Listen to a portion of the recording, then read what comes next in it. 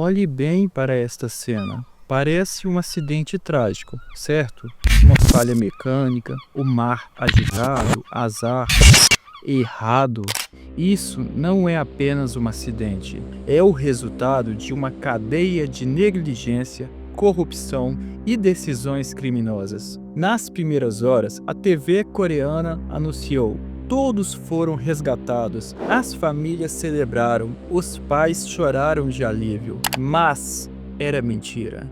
Enquanto a mídia dizia que estava tudo bem, 304 pessoas, a maioria adolescentes, estavam presas, batendo nas janelas, esperando um resgate que foi atrasado, desorganizado e abandonado por decisões erradas das autoridades. Apesar do navio estar claramente a afundar, houve-se 3 vezes os avisos para que os passageiros se mantenham nos seus lugares.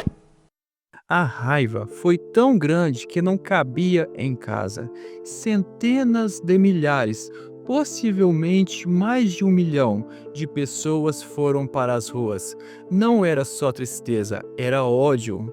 Porque os coreanos descobriram que aquelas crianças não morreram apenas por naufrágio, morreram porque foram abandonadas, enquanto ainda estavam vivas. Elas morreram porque o lucro de uma empresa foi considerado mais importante que a vida delas. A balsa carregava o dobro de peso permitido para lucrar mais, e os fiscais que deveriam impedir isso tinham relações tão próximas com a empresa que a fiscalização virou teatro.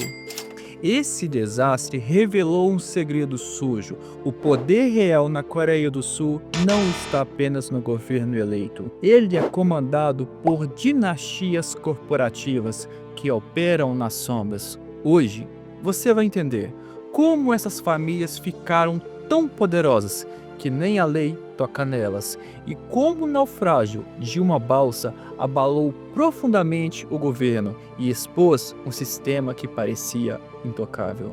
Quando a polícia tentou identificar quem estava por trás da balsa para responsabilizá-lo, eles não encontraram um empresário comum, eles encontraram um fantasma. O dono não parecia de forma direta nos papéis. O navio pertencia a uma teia de empresas de fachada, todas controladas por um único homem chamado Yoo Byung-hun.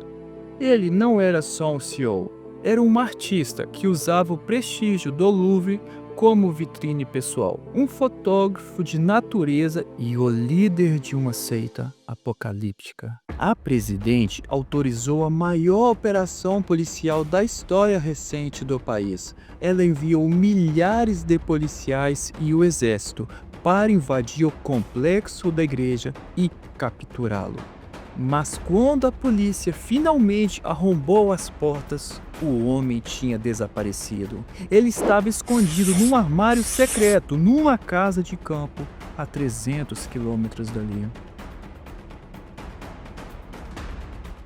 18 dias depois, um fazendeiro encontra um corpo em decomposição, num pomar de ameixas. A cena era bizarra. O corpo estava vestindo um terno italiano de luxo, mas estava cercado por garrafas de álcool barato e, inexplicavelmente, uma garrafa de óleo de fígado de tubarão. Era ele!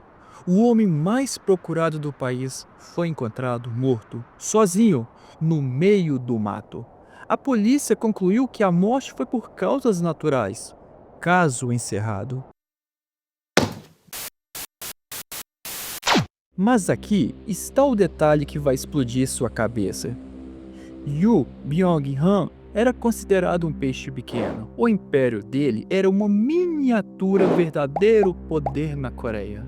Se um empresário ligado a uma balsa conseguiu paralisar o Estado e desaparecer, imagine o que as famílias que controlam mais da metade da economia corporativa do país conseguem fazer. Eles não são apenas ricos, eles são a realeza moderna e às vezes essa realeza perde a cabeça por causa de um pacote de nozes. Dezembro de 2014. Um voo lotado está pronto para decolar de Nova York para Seul. O avião já está se movendo na pista, mas de repente ele para e volta para o portão. Não foi falha no motor. Não foi ameaça de bomba. O avião voltou porque a filha do dono da companhia aérea não gostou de como serviram o aperitivo. Heather Cho, a vice-presidente da empresa, estava na primeira classe. Uma comissária serviu nozes. O erro fatal?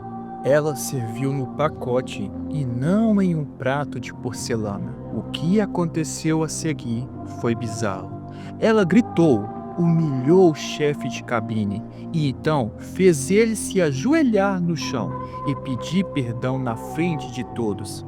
Ela ordenou que o piloto desse meia volta e expulsasse o chefe de cabine, como se o avião comercial fosse a carruagem particular dela. A Coreia inteira viu isso e pensou: é assim que eles nos veem? Como servos? Isso não é um caso isolado. Existe até uma palavra para isso na Coreia: Gap-yeol. O abuso de poder dos ricos sobre os pobres. Os herdeiros dessas famílias, a terceira geração, nasceram em berços de ouros tão altos que nunca pisaram no chão de verdade. Ela violou leis da segurança da aviação. Poderia pegar anos de prisão. Sabe quanto tempo ela ficou presa? 5 meses e voltou para casa. O pai dela continua rico. A empresa continua dominando os céus. Mas a arrogância deles chegou a um ponto tão extremo que eles cometeram um erro fatal. Eles acharam que podiam controlar não só os funcionários, mas a própria presidente da República. E foi aí que a casa caiu. Se você achou a história das nozes bizarra, espere. O próximo escândalo envolve a Samsung, um cavalo de corrida de $1 milhão e uma xamã espiritual que governava o país pelas sombras. Por anos, o povo coreano achou que tinha eleito Park Geun-hye, mas em 2016, jornalistas encontraram um tablet velho descartado de um escritório. O que tinha dentro derrubou a república. O tablet provava que a presidente enviava documentos secretos de Estado para uma amiga de infância chamada Choi Soon-sil. Essa mulher não tinha cargo no governo. Ela era filha de uma líder de seita religiosa. A Choi editava os discursos da presidente, escolhia as roupas dela, decidia quem era contratado e demitido. Uma das mulheres mais poderosas da Ásia era, na verdade, uma marionete de uma líder espiritual. Mas uma marionete precisa de cordas e as cordas eram feitas de ouro. Para manter essa influência precisava de dinheiro, muito dinheiro. E quem pagou a conta? A Samsung transferiu dezenas de milhões de dólares para fundações ligadas a Choi. Eles até compraram um cavalo de adestramento de $800 mil para a filha dela. Em troca desse presente, o governo aprovou uma fusão polêmica que garantiu que o herdeiro da Samsung, Lee Jae-yong, assumisse o controle do império familiar. A estrutura de empresas que permite mandar na Samsung sem possuir a maioria das ações, por meio de uma fusão considerada fraudulenta e politicamente favorecida. Foi uma compra de governo à luz do dia. Quando isso vazou, a Coreia parou. Durante meses, todo sábado, milhões de pessoas foram para as ruas.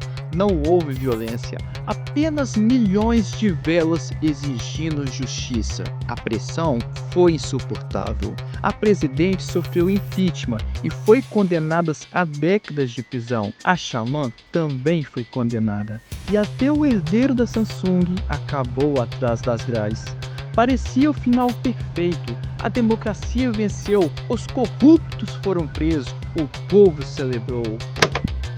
Mas lembra que eu disse que essas famílias são intocáveis? Eu não estava exagerando. O que aconteceu depois da prisão é a prova final de que na Coreia do Sul O dinheiro não só fala, ele manda soltar.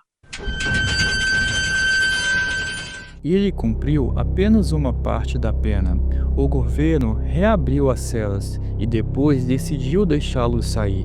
E a justificativa oficial foi clara: o país precisava dele para proteger a economia. Isso não foi um perdão, foi uma rendição. A Coreia do Sul descobriu que não é um país que tem empresas.